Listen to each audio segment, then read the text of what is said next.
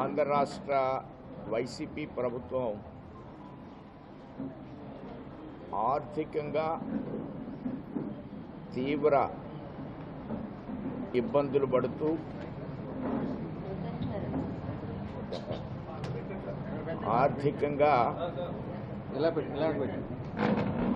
మనం వేసవి కాలంలో ఎలాంటి ఉక్కపోతతో ఉన్నామో, ఎండ వేడిని తట్టుకోలేని పరిస్థితుల్లో మనం ఉన్నాం. అలానే ఆంధ్ర రాష్ట్ర వైసీపీ ప్రభుత్వం ఆర్థికంగా తట్టుకోలేని పరిస్థితులు అటు కేంద్రం, ఇటు ఆర్థిక మంత్రి నిర్మలా సీతారామన్ గారు, అదేవిధంగా కాగ్ తీవ్రంగా లెక్కలు అడుగుతూ ప్రభుత్వం మీద ఒత్తిడి తెస్తున్నారు. మార్చిలో ఇవ్వవలసినటువంటి లెక్కల్ని ఏప్రిల్ అయిపోయింది, మే కూడా గడుస్తుంది. ఈ గడుస్తున్న పరిస్థితుల్లో రాష్ట్రం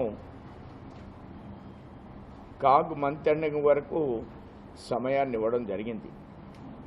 సుమారు అప్పులు 1,69,000 కోట్లని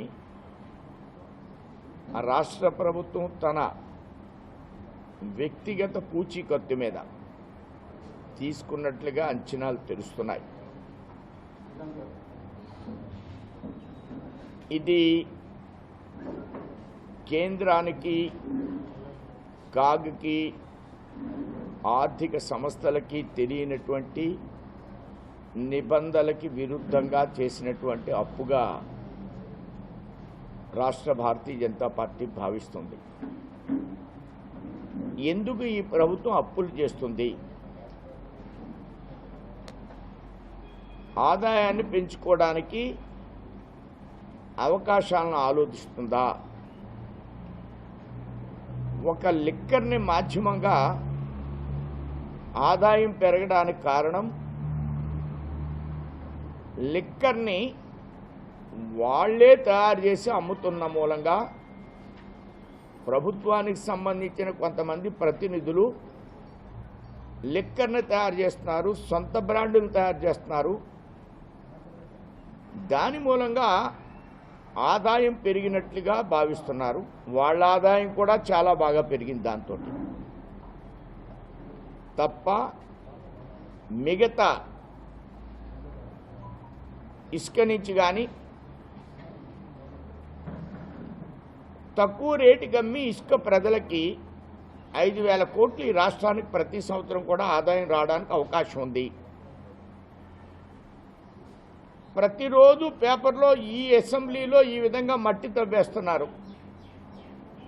రాష్ట్ర వ్యాప్తంగా అన్ని అసెంబ్లీల్లో మట్టి, రెడ్ గ్రావెలు, కొండల్ని తవ్వేసి ఇష్టం వచ్చినట్లుగా స్థానికంగా ఉన్నటువంటి ప్రభుత్వ ప్రతినిధుల యొక్క సహకారంతో విచ్చలవిడిగా అమ్ముతున్నారు. దాని రేటు కూడా పెంచేశారు.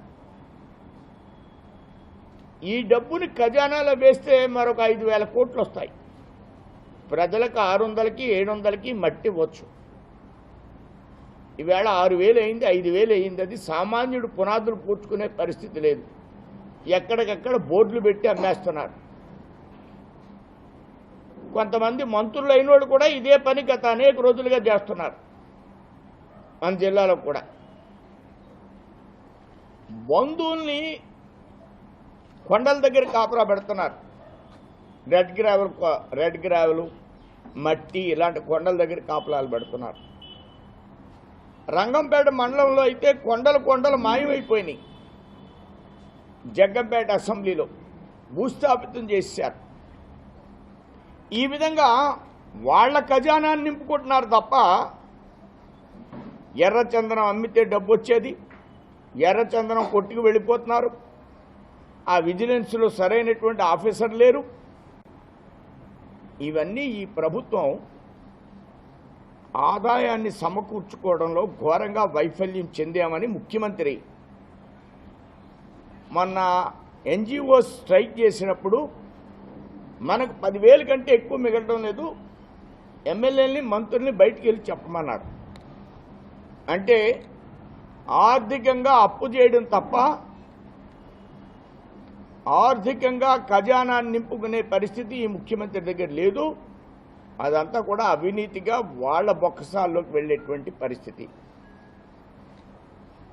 ప్రభుత్వం పరిపాలనా రంగంలో కాకుండా కింద స్థాయి నుంచి పై వరకు కూడా రూలింగ్ అంటే ట్రేడింగ్గా మారిపోయింది. చేపల చెరువులు కూడా అమ్మేసుకుంటున్నారు మన జిల్లాలో కొంతమంది ఎమ్మెల్యేలు, విపరీతమైన డబ్బు సంపాదిస్తున్నారు. పెద్ద పెద్ద చెరువులు ఉన్నాయి కొంతమంది అసెంబ్లీస్లో. ఇవేమీ ప్రజలకు సంబంధించిన నిధులుగా కాకుండా వాళ్ళ నిధులుగా మారిపోయేటువంటి దౌర్భాగ్య స్థితి, ప్రజలను అప్పు చేసేటువంటి స్థితి. ఈ విషయాలన్నీ మీకు ఎందుకు మనవి చేస్తున్నానంటే 24లో బీజేపీ జనసేన అధికారంలోకి వస్తే 24లో బీజేపీ జనసేన అధికారంలోకి వస్తే మీ గ్లాసులు రెండు మామూలుగా ఇలా చూడండి. 24లో జనసేన బీజేపీ అధికారంలోకి వస్తే ఆర్థిక పరిపుష్టవంతాన్ని రాష్ట్రాన్ని చేస్తుంది. అనేక విధాలైనటువంటి సంపదల్ని వనరుల ఆధారంగా రాష్ట్ర ఖజానా నింపుతూ బాబు వస్తే జాబ్ అన్నారు అక్కడ లేదు, ఈ బాబు వస్తే జాబ్ అన్నాడు ఇక్కడ లేదు. కారణం ఖజానా నింపుకోలేకపోవడం, కారణం ఆర్థికంగా నిధులను సంపాదించలేకపోవడం. ఆర్థికంగా ఎక్కడి నుంచి నిధులు వస్తాయి అనేది తెలియనటువంటి అమాయకత్వం కాదు, వాళ్ళ వైపుకి మళ్లించుకుని అప్పులు చేస్తున్నారు. మేము అప్పులు చేయం, ఉద్యోగాలను వేస్తాం, ఆర్థికంగా పటిష్టవంతమైనటువంటి ప్రభుత్వాన్ని ఏర్పాటు చేస్తాం, ఆర్థిక నిధుల్ని సమకూర్చుకుంటాం, ఉద్యోగస్తులకి అనేక రకాలైనటువంటి సౌకర్యాలను ఇస్తూ విద్యార్థులకి టీచర్స్ కానీ అలానే డిఎడ్లో పాస్ అయిన టీచర్స్ని ఎంతో కాలంగా ఎదురు చూస్తున్నటువంటి ఎంప్లాయీస్ యొక్క ఖాళీలను భర్తీ చేయడం, అది ఎలక్ట్రికల్ డిపార్ట్మెంట్ కావచ్చు, విద్యలో కావచ్చు, వైద్యంలో కావచ్చు, ఇరిగేషన్లో కావచ్చు, అన్ని రకాల ఉద్యోగాల్ని భారతీయ జనతా పార్టీ జనసేన ప్రభుత్వం ఈ రాష్ట్ర ప్రజలకు మేము హామీ ఇస్తున్నాం. ఈ మధ్యనే నరేంద్ర మోడీ గారు 6 లక్షల ఉద్యోగాలు తీసుకుంటున్నారు. పేపర్లో అడ్వర్టైజ్మెంట్ కూడా వచ్చింది. అలానే ఈవేళ బియ్యాన్ని అందరూ చాలామంది డిపో బియ్యాన్ని అమ్మేస్తున్నారు. 10 నుంచి 15 కొంతమంది అమ్ముతున్నారు. కొంతమంది బియ్యంలో 42-52 రూపాయలు కొని సగం ఇయ్యి వండుకుంటున్నారు. భారతీయ జనతా పార్టీ ప్రజలకు అందరికీ హామీ ఇస్తుంది, మసూరు బియ్యాన్ని, అమ్ముకోని బియ్యాన్ని 1 కోటి మందికి మేము ఇస్తాం. మసూరు బియ్యాన్ని, అమ్ముకోని బియ్యాన్ని, వండుకు తినే బియ్యాన్ని భారతీయ జనతా పార్టీ ఈ రాష్ట్ర ప్రజలకు ఇవ్వదలుచుకుంది. అలానే రైతాంగానికి 1400కి ధాన్యం బస్తా అంటే 1400 రూపాయలు రైతాంగానికి చెల్లించి మిల్లర్లని ఈ రాష్ట్రం నుంచి మిల్లర్ల యొక్క మిల్లుల్ని ధాన్యం ఆడించడానికి తప్ప మిల్లర్లని రైతాంగం దగ్గరికి వెళ్తే జైల్లో పెడుతుంది భారతీయ జనతా పార్టీ, వాళ్ళ బ్రోకర్లు పెడితే జైల్లో పెడుతుంది భారతీయ జనతా పార్టీ. అలానే రైతాంగాన్ని 1400 ఇవ్వడం, ప్రజలకి వండుకునేటువంటి మసూరు బియ్యం ఇవ్వడం, అలానే బయట ప్రజానికానికి 52 రూపాయలకి బియ్యం కొంటున్నారు, మంచి బియ్యం. వాటిని 45 రూపాయలకే భారతీయ జనతా పార్టీ ఇస్తుంది. ఒక స్పెల్లో అటు మిల్లర్ని కట్టడి చేయడం మూలంగా, సివిల్ సప్లై డిపార్ట్మెంట్ నిజాయితీవంతంగా పనిచేయించడం మూలంగా అటు రైతాంగానికి గిట్టుబాటు ధర, వెంటనే డబ్బులు చెల్లించడం, 2 తినే బియ్యం వాళ్ళకి ఇవ్వడం. రైతులు ఎవరు, మిల్లర్లు ఎవరు కూడా మిల్లింగ్ చేయడం లేదు, రీమిల్లింగ్ చేస్తున్నారు. ఇవే కొని ఇవే ఆడిస్తున్నారు, రోజు పాలిష్ పట్టడమే మిల్లర్స్ పని. ఈ విధంగా తినే బియ్యం ఇవ్వడం, బయట ప్రజలకి 45 రూపాయలకి 52 రూపాయల బియ్యం ఇవ్వడం, ఇది పెద్ద సమస్య. కొన్ని వేల కోట్ల కుంభకోణం ఇది. ఇది ఇవాళ నుంచి జరుగుతుందా? గత అనేకమైన సంవత్సరాలుగా జరుగుతుంది. దీన్ని నిరోధించి ప్రత్యామ్నాయమైనటువంటి బలమైనటువంటి విధానాలు ఇవన్నీ కూడా. మీరు బలంగా ఉన్నారా అంటే బలంగా ప్రజలకు సర్వీస్ చేస్తాం. ఆల్రెడీ ఇళ్ళు ఇవాళ జగన్మోహన్ రెడ్డి అతను సబ్సిడీని ఇవ్వడం లేదు. బీజేపీ అధికారంలోకి వస్తే, జనసేన బీజేపీ అధికారంలోకి వస్తే ఇండ్లకి నరేంద్ర మోడీ 1,80,000 ఇస్తున్నాడు.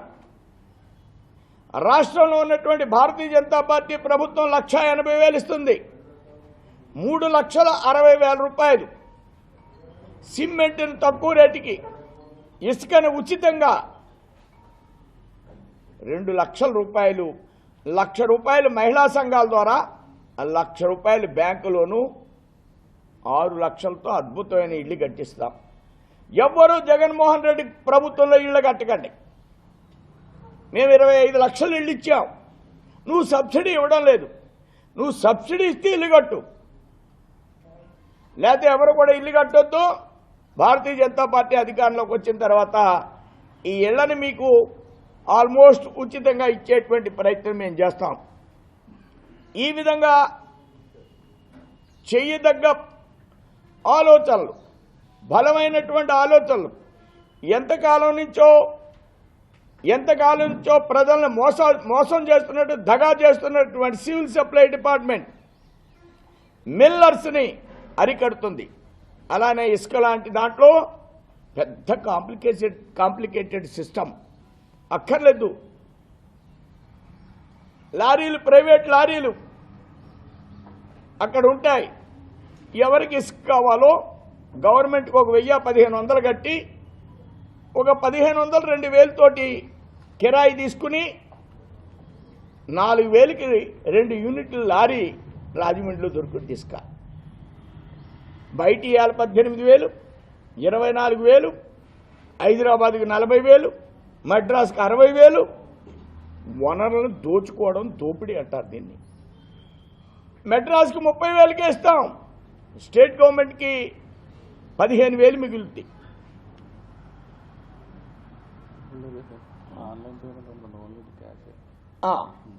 ఇప్పుడు